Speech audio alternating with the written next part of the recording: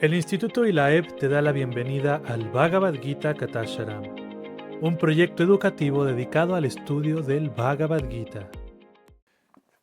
Capítulo 7 del Bhagavad Gita, texto número 1 dice: Maya Shaktamana Parata Yogan Yunjanmana Srayaha Asham Shayam Samagramam Yata Yakya Sitrapshinu.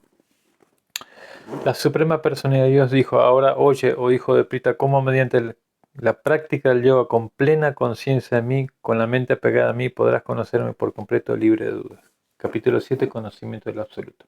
Bueno, entonces estamos en la lección número 12 del Gita Katasaram, el estudio del néctar y la esencia del Bhagavad Gita. Estamos en la unidad 1, los 5 temas esenciales del Gita, y estamos en el último tema de los 5 temas esenciales, que es la comprensión de Dios. Ya habíamos hablado en la lección anterior sobre el tema de la lógica, de la existencia de Dios, y ahora vamos a hablar aspectos del conocimiento del absoluto. El absoluto es el nombre que le damos en la teología judío-cristiana. Se habla de Dios, nosotros llamamos el absoluto, a la verdad absoluta, aquella verdad que incluye todas las verdades relativas, ¿no? Entonces, en este capítulo, que se llama Conocimiento del Absoluto, capítulo 7, Krishna va a explicar su posición, la posición de su energía, sus energías creadas, como la energía material, la energía marginal, la energía espiritual viviente, nosotros, y su energía espiritual, ¿no? El hilo conductor principal en toda la sección del Bhakti Yoga que habla el Bhagavad Gita, que son los capítulos 7 al 12, que se habla del amor por Dios, empieza, digamos, ese amor por Dios empieza por conocer quién es Dios y su posición. Entonces hay un eje transversal en la comprensión de Dios, que es entender si Dios es energía impersonal, que ya habíamos hablado algo como inicio del tema en la lección anterior, en la última parte de la lección anterior, o si Dios es una persona, ¿no? Y como es un tema tan difícil de entender, o sea, no en una explicación de 1 minuto y medio que yo di en la lección anterior ya va a quedar claro. Hay que darle muchas perspectivas, hay que seguir trabajando en esta comprensión. Y de hecho se dice que la misión de Srila Prabhupada, se dice en su Pranati Mantra, es Nirvishesha Sunyavadi Paschatya Desatarine. Él vino a Paschatya, vino a Occidente para disolver la mala comprensión de Dios, que es una comprensión Nirvishesha, de que la verdad absoluta no tiene variedad, no hay individualidad, y Sunyavadi, que es una versión similar a la anterior, a esta que acabamos de mencionar, pero más en la línea budista, o sea, completamente atea. Aunque los budistas son muy buenos en muchas cosas, en cuestión de teología, ellos no aceptan la existencia de Dios. Ahí es donde tenemos nuestra discrepancia con ellos. Bueno, pero volviendo al punto. Texto 19, ¿no? Pues voy a leer un poquito el texto 19 para que comprendamos qué es lo que dice Srila Prabhupada en nuestro sendero de evolución, cómo se va a ir dando la comprensión de Dios. Voy a leer. El texto dice: después de muchos nacimientos y muertes, aquel que llega a tener conocimiento se entrega a mí, sabiendo que yo soy la causa de todas las causas y de todo lo que existe. Un alma así de grande es muy difícil de encontrar. Y acá Prabhupada dice: al comienzo de la comprensión espiritual, mientras uno está tratando de abandonar su apego al materialismo, hay una cierta inclinación hacia el impersonalismo, pero cuando uno adelanta más, puede entender que en la vida espiritual hay actividades y que éstas constituyen el servicio devocional.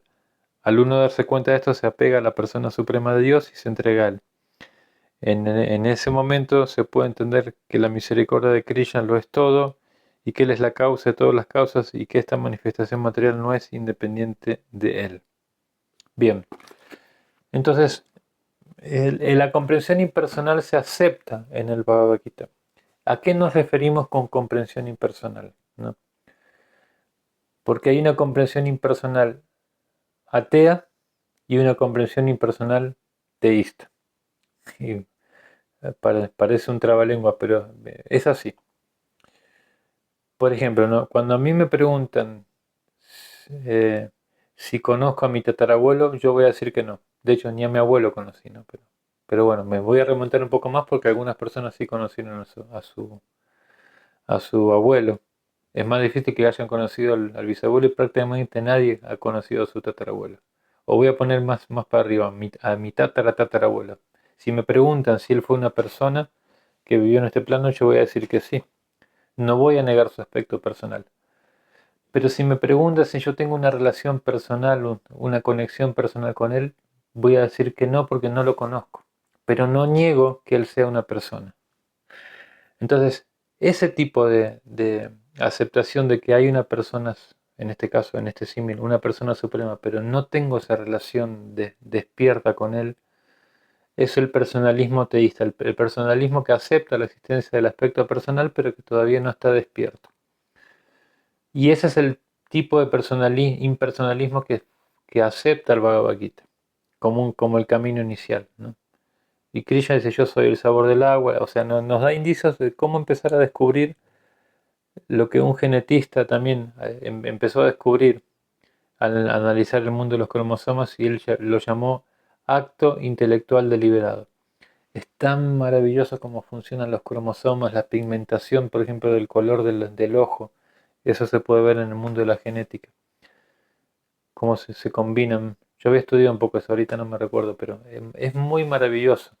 Y o sea, solo una persona obstinada y necia que no se basa en ningún ejemplo lógico, va a llegar a la conclusión de que eso surge de la nada. Y esa conclusión es por rebeldía, porque la evidencia, o sea, demuestra que, como decíamos, ante cada creación, hasta de un pequeño boleto de bus, tiene un creador que es una imprenta.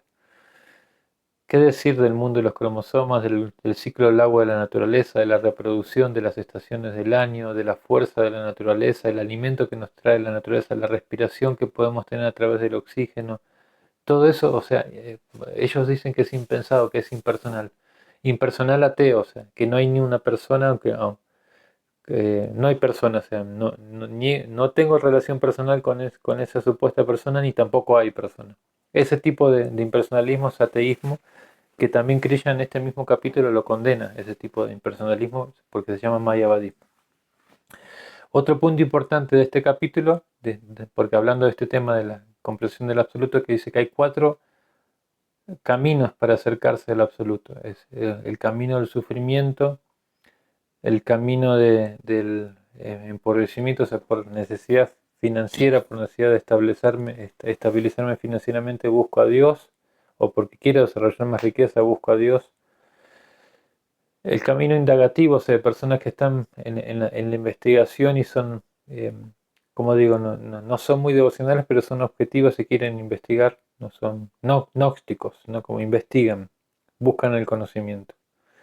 Y está el camino del devoto, de ese filósofo que de tantas vidas ya entiende, está más despierto a la comprensión personal y lo está buscando hasta llegar a entender que Vasudeva lo es todo, como dice el texto que acabo de leer, ¿no? Otro tema importante es el politeísmo, como tercer punto. Son 5 temas acá importantes, ¿no? Entonces, el aspecto impersonal y personal, que ya lo mencionamos, las 4 tipos de personas que se acercan a Krishna, que ya lo mencionamos, el politeísmo. Entonces, Srila Prabhupada dice que desde una perspectiva es mejor que el impersonalismo, porque al menos el concepto personal impera, que la divinidad es personal, aunque la canalizamos hacia un semidios, un representante del Señor. Y Krishna dice, Sradayambita, yo doy esa fe. Si alguien quiere buscar algún beneficio material, tengo que inducir esa fe hacia tal semidios. Detrás de ese sentimiento de apego a tal semidios, Krishna lo está permitiendo y está creando la atmósfera para que el deseo de uno se pueda manifestar, ¿no?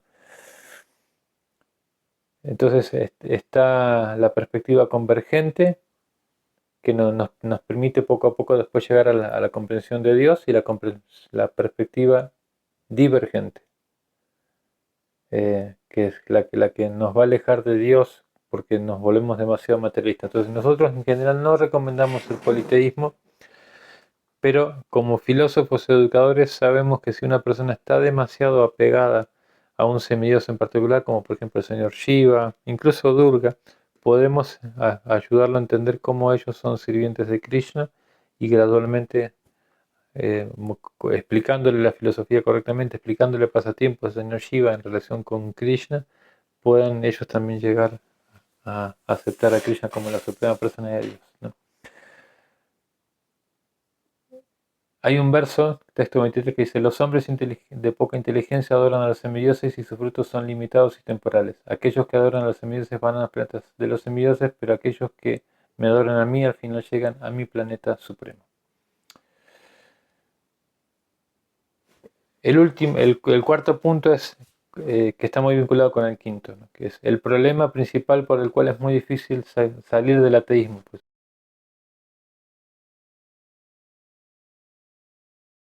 Desde el Instituto ILAEB agradecemos tu participación. Nos vemos en el próximo encuentro.